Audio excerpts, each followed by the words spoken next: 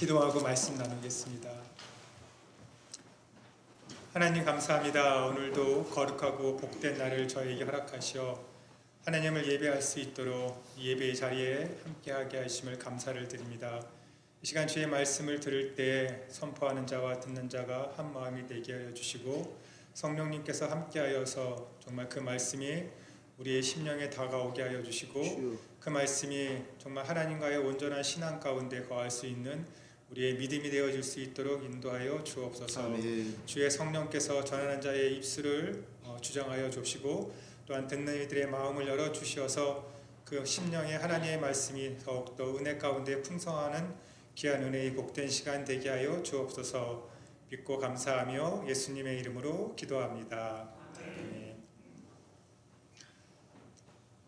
지난 한 주 잘 어떻게 이기시고 나오셨네요. 이렇게 뵐 수 있어서 너무 감사합니다. 눈이 너무 많이 와서 어떻게 해야 되나 싶었는데 다행히 예배를 드리지 않고 각자 저희는 한 12시쯤에 요배는 영 선생님하고 따로 드렸더라고 이야기를 들어서 아내하고 저하고 둘이서 이렇게 같이 한 40여 분 정도 이렇게 예배를 드렸습니다. 다 그렇게 하셨죠? 원래 지난주 매일 성경 본문이 오늘 읽은 말씀의 본문이었습니다. 그래서 제가 지난주에 설교가 잡혀 있어서 그 본문을 그대로 전해야 되겠다는 마음 하나님께서 주셔서 말씀을 묵상하는 가운데 제가 그전에는 느끼지 못했던 여러 가지 것들을 이제 하나님께서 저에게 은혜를 주셨습니다. 그래서 그것을 이 시간 나누려고 합니다. 예전에는 안경을 안 써도 어느 정도 보였는데 요즘은 안경 안 쓰면 그냥 아예 안 보여요. 그리고 안경을 쓰면은 성도님들이 안 보여요. 네, 근데 이제 말씀이 중요하기 때문에 말씀을 보도록 하겠습니다. 하나님께서는 아브라함에게 특별한 복을 주셨어요. 네.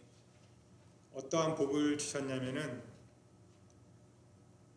아브라함은 강대한 나라가 되고 천하 만민은 그로 말미암아 복을 받게 될 것이 아니냐 이렇게 18절에 이야기하고 있습니다. 너무나도 큰 복이죠. 어떻게 하면 이러한 복을 받을 수 있을까? 그냥 아브라함이 잘 살아서 신앙이 좋아서 그걸 받을 만한 믿음이 돼서가 아니라 하나님께서 그냥 일방적으로 선택하신, 물론 그의 마음과 중심을 아셔서 선택하셨겠지만은 성경에서는 부연 설명이 없어요. 왜 아브라함을 선택했는지에 대해서. 그냥 하나님께서 하나님의 뜻 가운데 아브라함을 선택하셨어요. 근데 그 복이 너무나도 크다는 것이죠. 근데 그 복이 과연 아브라함에게 있어서 끝나느냐? 그게 아니라 아브라함의 후손인 저희에게까지 그 믿음의 신앙의 유산을 물려받은 우리 모두에게 동등하게 임한다라는 거죠. 근데 말씀을 자세히 보니까 조건이 있더라고요. 그 조건이 19절에 있는데 19절을 한번 같이 읽도록 하겠습니다.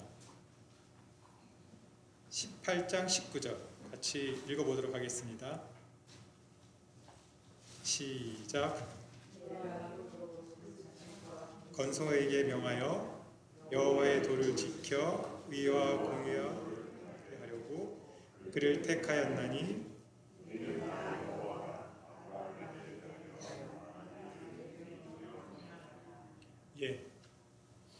여기에 비밀이 숨겨져 있는데요. 제가 새 번역으로 번역되어진 그 성경을 한번 읽어보도록 하겠습니다.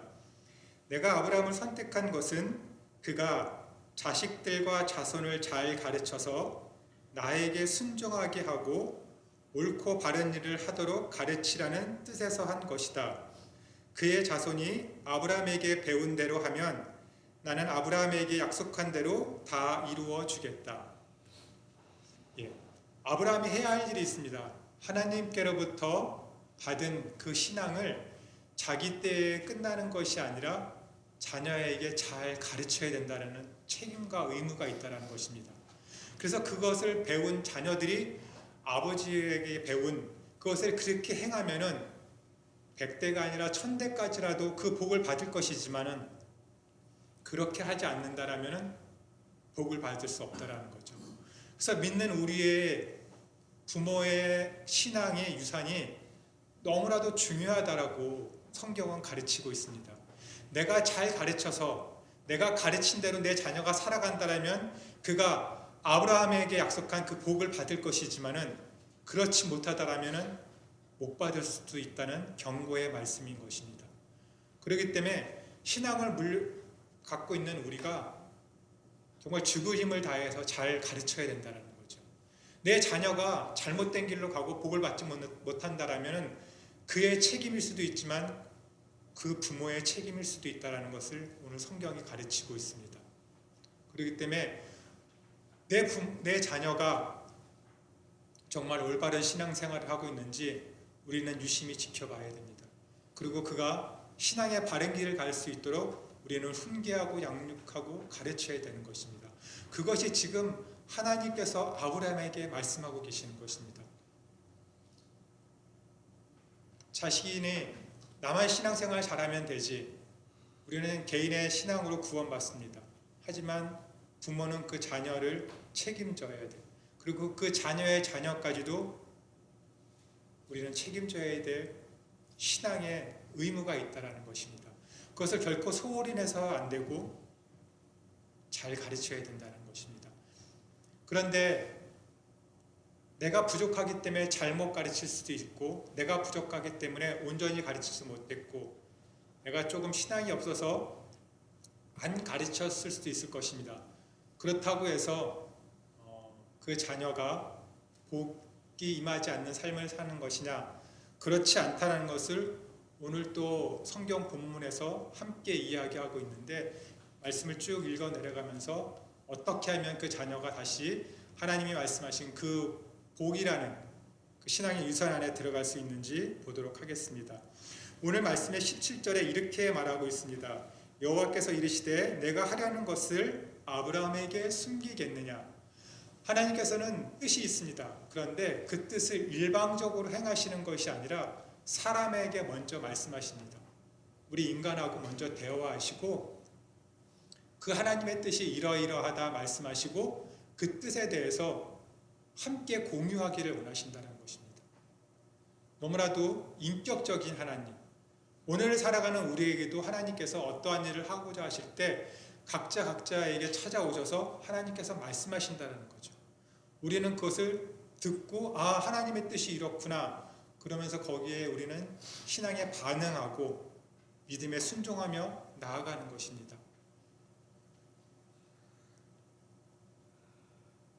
하나님은 아브라함을 찾아오시면서 계획하신 것이 있습니다. 소돔과 오늘 본문에 나온 것처럼 소돔과 고모라 땅을 심판하기를 이미 작정하시고 나오셨습니다. 그러고 내가 이러한 일들을 행하려 왔노라 라고 아브라함에게 이야기하십니다. 그것을 숨기시는 것이 아니라 그것을 말씀하십니다. 그리고 아브라함의 반응을 유심히 관찰하시고 또 그가 어떻게 반응하지에 관심이 있으십니다. 그것을 들었던 아브라함은 그런가 보다 하지 않고 그 길을 가로막고 하나님 앞에 기도하는 자세의 모습을 가집니다. 25절에 이렇게 이야기합니다.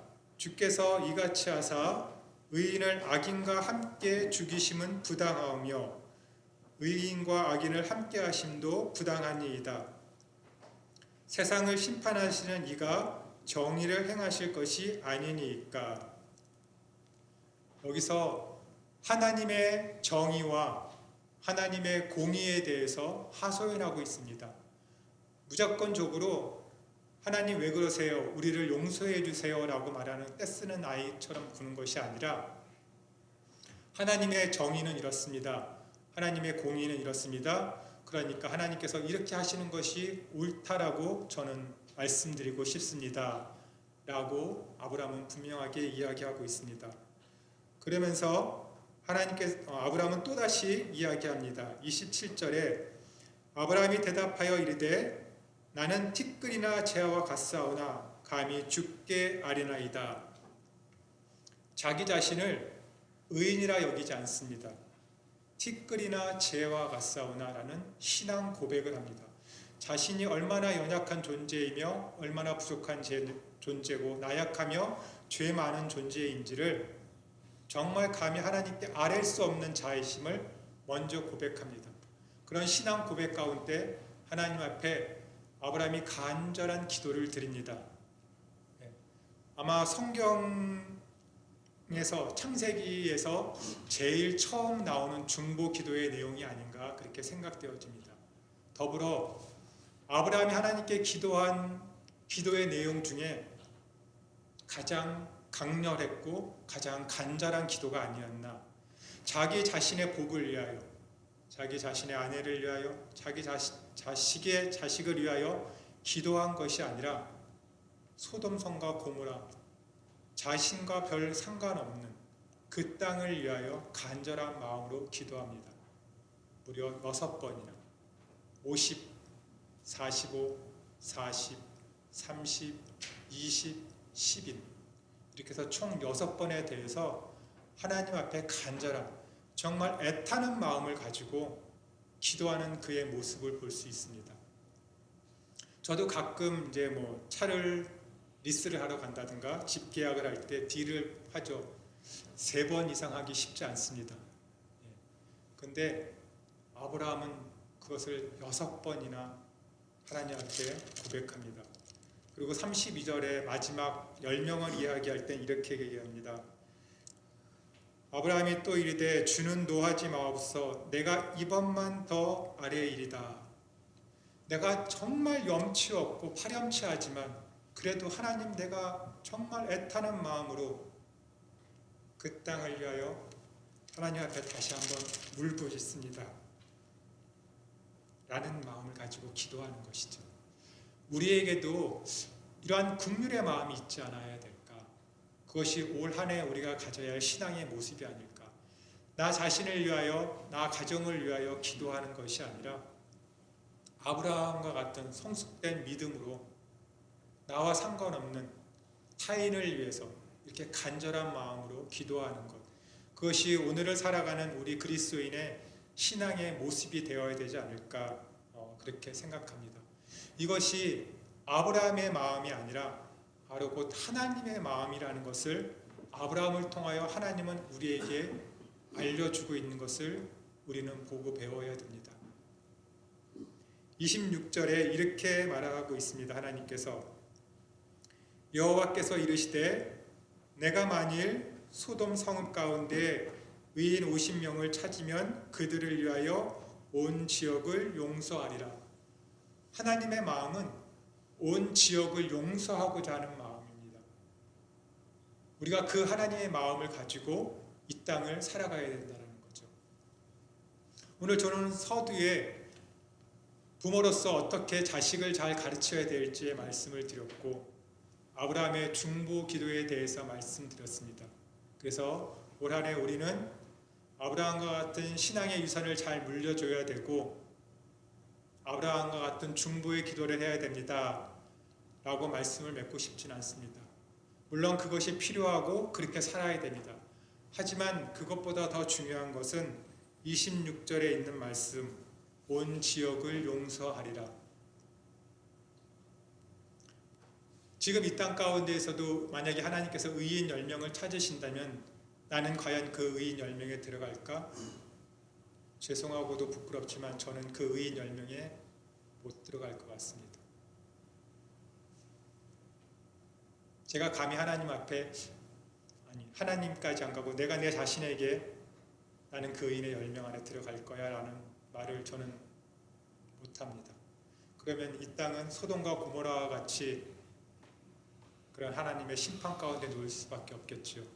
그런데 그것을 아시는 하나님께서, 온 지역을 용서하시고자 하는 그 하나님께서 예수 그리스도를 통하여 그 보혈의 피로 이 땅을 용서하고자 하시는 그 하나님의 마음, 그 복음이 오늘 증거되어줘야 된다고 저는 생각합니다.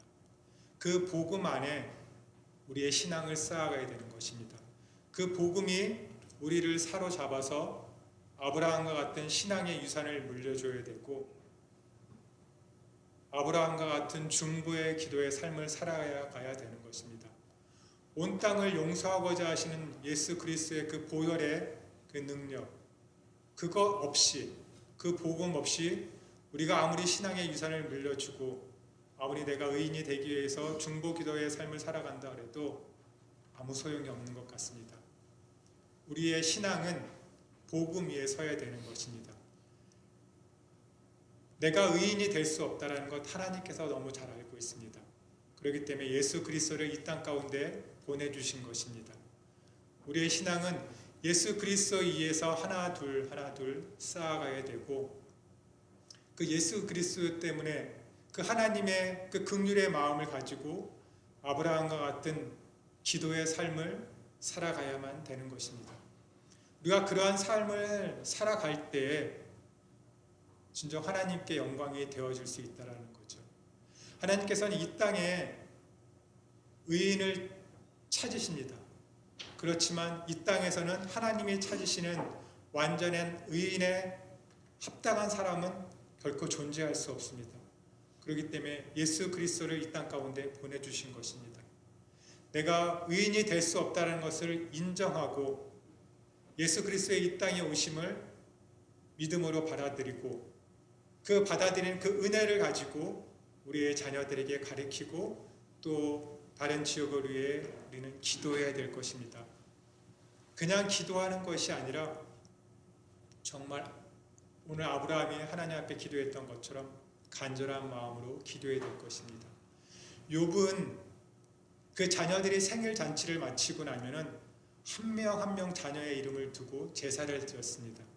그들이 어떻게 지냈는지 모르지만 하나님께 제사를 드려 그들의 죄를 용서해 달라고 그렇게 했습니다. 우리도 욥과 아브라함과 같은 그런 신앙의 자세를 가져야 됩니다. 내가 신앙생활을 잘 못해서 내 자녀에게 신앙의 유산을 잘 가르치지 못한다 할지라도 아브라함과 같은 중보의 기도의 마음을 가지고 이 사회를 위해, 이 나라를 위해, 또 내 자녀를 위해 기도한다라면 하나님께서는 그 기도를 반드시 들어주실 것입니다. 소돔과 고모라 땅에는 결국 의인 10명이 없었습니다. 그래서 그 땅은 하나님의 심판의 불과 유황불에 덮쳐졌습니다. 그러나 그곳에서도 롯은 아브라함의 이 간절한 기도 때문에, 아브라함의 믿음 때문에 그런 생명을 이렇게 더 연장할 수 있는, 구원받는 삶을 살았습니다. 누군가의 이 간절한 기도 때문에 그것이 하나님 앞에 상달되어져서 다른 사람들에게 유익이 될 수 있다면 내가 그 한 사람이 되겠다라고 우리는 마음 먹고, 지금껏 나 자신을 위해서 내가 우선순위였다면 이제는 내가 우선순위가 아니라 타인이, 다른 이들이, 다른 지역이. 최근에 감사하게도 우리 교회 단톡방에 북한에 관한 그 유튜브를 올라왔습니다. 저는 이제 이만갑을 참 오랫동안 신청한 보아왔는데 정말 그 땅을 위해서 자유라는 것을 찾기 위해서 자신의 생명을 담보로 내놓아야만 했던 북한의 주민들은 아직도 존재하고 있습니다. 우리는 그 사람들이 탈북하고자 하는 그 노력에 비하면 우리의 신앙은 정말 너무나도 연약해 보이는 것 같아요. 아무것도 아닌 것 같아요. 과연 우리가 그렇게 신앙생활을 할 수 있다면 우리의 신앙은 경지는 얼마나 더 높을까 하는 그런 의구심을 갖게 되었습니다. 우린 너무나도 자유롭고 모든 것을 내 마음대로 할 수 있는 그런 자유 속에 살고 있습니다. 그런데 그 자유 가운데서 우리가 찾는 것은 하나님의 마음이 아니라는 거죠. 하나님의 뜻이 아니라는 거죠. 하나님께서는 아브라함을 그 믿음을 보시고 버치라고 이야기하고 있습니다. 야고보서 2장 23절에 이렇게 이야기하고 있습니다. 이에 성경에 이른바 아브라함이 하나님을 믿으니 이것을 의로 여기셨다는 말씀이 이루어졌고 그는 하나님의 버치라 칭함을 받았느니라.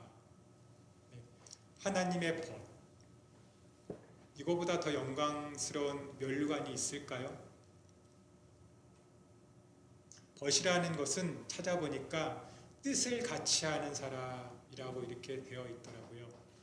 그래서 정말 이 시대를 살아가면서 우리의 믿음과 신앙이 하나님의 뜻이 과연 무엇일까? 지금 이 세대를 향한 하나님의 뜻은 무엇일까? 우리가 그것을 좀 더 심사숙고히 하나님 앞에 질문을 던지고 또 답을 얻고 그러면서 하나님, 제가 그 하나님의 뜻에 부합한 사람이 되겠습니다 하는 마음을 가져야 되지 않을까요? 소돔과 고모라 땅을 멸하고 싶지 않으시는 그 하나님의 마음, 그 뜻을 알았기에 아브라함은 그 하나님의 뜻에 합당한 기도를 드렸습니다. 정말 애틋하고 파렴치하지만 너무나도 간절한 기도. 우리에게도 그 기도가 필요한 것 같습니다.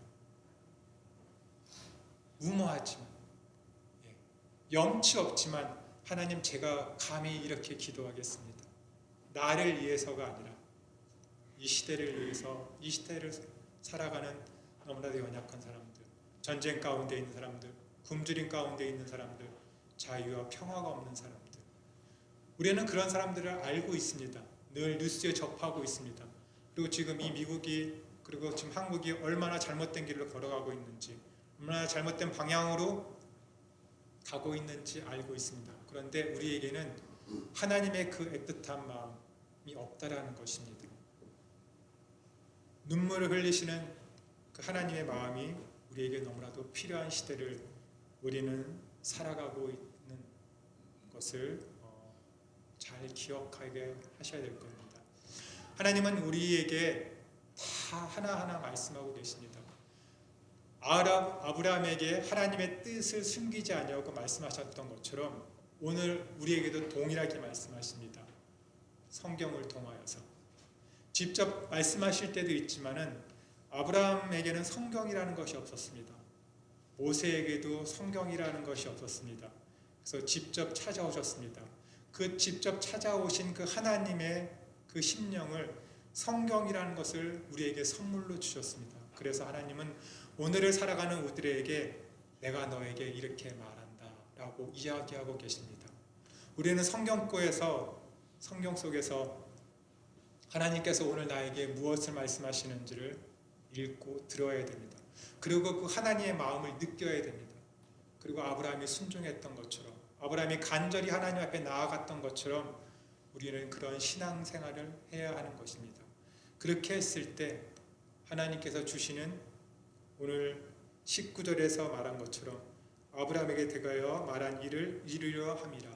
그것이 오늘 이 시대를 살아가는 우리 인류에게 이루어질 수 있다라고 저는 말하고 싶습니다. 말씀 한 구절을 더 읽도록 하겠습니다. 요한복음 15장 15절인데요. 이 말씀 15절에 이렇게 되어 있습니다.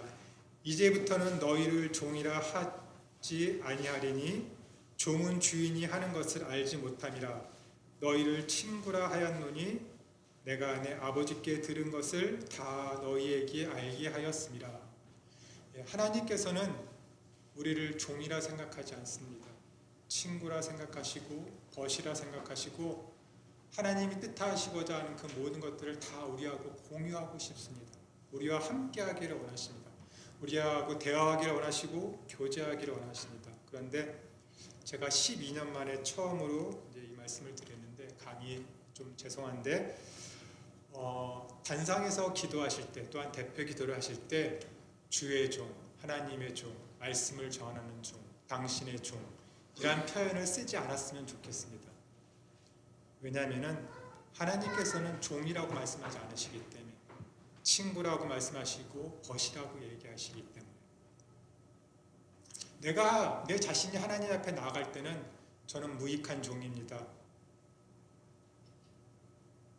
저는 죄인 중에 괴수입니다 라고 고백할 수 있습니다. 그런데 앞에서 대표 기도하시는 분이 우리 목사님은 죄인 중에 괴수입니다 이렇게 기도하는 게 별로 보기 좋지 않은 것 같습니다. 그렇기 때문에 가급적이면 그런 종이란 단어를 쓰지 않는 것이 그분을 더 존중하는 거고 더 인격적으로 받아들이는 거고 그리고 하나님의 뜻에 더 부합한 것이 아닌가 그렇게 생각되어집니다. 그래서 앞으로 기도하실 때는 그런 용어를 가급적 삼가해 주시는 것이 맞지 않나 생각합니다. 저는 찬양할 때도 당신이나 그가 나왔을 때는 꼭 주님, 주라고 제 스스로가 번역을 이렇게 좀 가사를 개사를 해서 저는 찬양을 합니다. 그 이유는 그것이 맞기 때문에 제 신앙의 관점에서는 우리 부모들도 보면은 자녀가 한국말을 전혀 못해요. 그래도 가르치는 게 하나 제가 봤는데 뭐냐면은 쭉 부모님하고 대화가 나오다가 부모님을 가르칠 때 유라고 하지 말고 아빠, 엄마라고 하라 라고 가르칩니다. 왜냐하면 한국 정서에 그게 맞기 때문에 자녀가 부모에게 유라고 하는 것은 정서에 맞지 않기 때문에 그런 의도에서 말씀드렸습니다. 그렇기 때문에 우리가 그런 용어 사용함에 있어서 좀 더 주의했으면 더 좋겠다 하는 그런 말씀을 드립니다. 말씀을 맺겠습니다. 아무것도 숨기지 아니하시고 아브라함을 찾아와 그와 함께 하셨던 그 하나님이 바로 오늘을 살아가는 우리의 하나님이십니다. 아브라함의 하나님일 뿐만 아니라 나의 하나님이시라는 것을. 그래서 아브라함이 하나님과 정말 그 교제가 너무나도 아름답고 내가 하나님과 그런 교제를 할 수 있다라면 그런 기도를 할 수 있다라면 얼마나 기쁠까. 매일매일 내가 하나님 앞에 그렇게 나아가고 하나님과의 그런 대화의 시간을 갖는다라면 우리는 우리의 삶 가운데 어떤 고난이 와도 어떤 역경이 온다 할지라도 하나님은 늘 항상 내 편이셔. 하나님은 늘 내 기도를 들으시고 나와 함께 하셔. 그 믿음이 있기 때문에 그 신앙이 있기 때문에 우리는 결코 쓰러지거나 넘어지지 않을 것입니다. 그런데 그것이 없고 나는 혼자야. 나는 외로워. 라고 하면은 우리는 쓰러지고 넘어질 수밖에 없습니다. 오히려 하나님께서는 우리하고 교제하기 원하시고 우리에게 하나님의 그 뜻을 다 알려주시기 원하는데 우리는 하나님 너무 바빠요. 경제가 너무 살기 힘들어요. 물가가 너무 많이 올랐어요. 이런 여러 가지 이유들 때문에 하나님과 함께 하려고 하고 그분에게 귀를 기울이려는 시간을 많이 놓치고 사는 것 같습니다. 아브라함은 세 사람이 왔을 때 기꺼이 맞고 반겨이 맞고 아주 귀한 음식을 준비하는 그런 과정들을 거쳤습니다. 우리도 그러한 마음, 예수님을 그냥 지나가시게 놔두는 것이 아니라 그 지나가신 예수님을 붙잡고 환대하고 그분의 뜻을 듣고 그분에게 내가 해야 될 기도를 온전히 드릴 수 있는 그러한 삶을 살아간다면 우리의 신앙은 좀 더 깊이가 있어질 것이고 우리의 기도로 말미암아 많은 사람들이 더 놀라운 구원의 은혜를 그 감격을 받지 않을까요? 마지막으로 유튜브 가운데 그 호주 분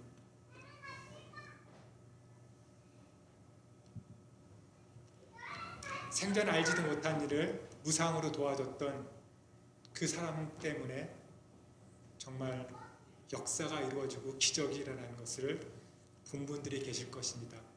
우리의 기도가 그런 기적을 낳기를 간절히 소망합니다. 기도하겠습니다. 하나님, 우리의 의미 없고 무심한 말 한마디가 다른 사람들에게 상처를 줄 때가 많이 있습니다. 내가 무심코 내뱉은 한마디 때문에 누군가는 교회를 떠나가고 누군가는 자신의 목숨을 스스로 끊는 그런 안타까운 삶을 살아가고 있습니다. 아버지, 우리의 이 삶이 그런 어리석은 삶을 살아가지 않게 하여 주시고 우리의 기도가, 우리의 믿음이, 우리의 신앙이 누군가를 살릴 수 있고 누군가를 건져낼 수 있는 그런 신앙 가운데 거할 수 있도록 붙잡아 주옵소서. 예수 그리스도를 이 땅 가운데 보내주신 하나님의 그 긍휼하심과 그 사랑이 우리를 온전히 덧입혀 주셔서 우리가 그 안에 함께 감격하고 은혜 받고 하나님 앞에 영광 돌리는 그러한 삶을 살아갈 수 있도록 인도하여 주옵소서. 감사하며 예수님의 이름으로 기도합니다.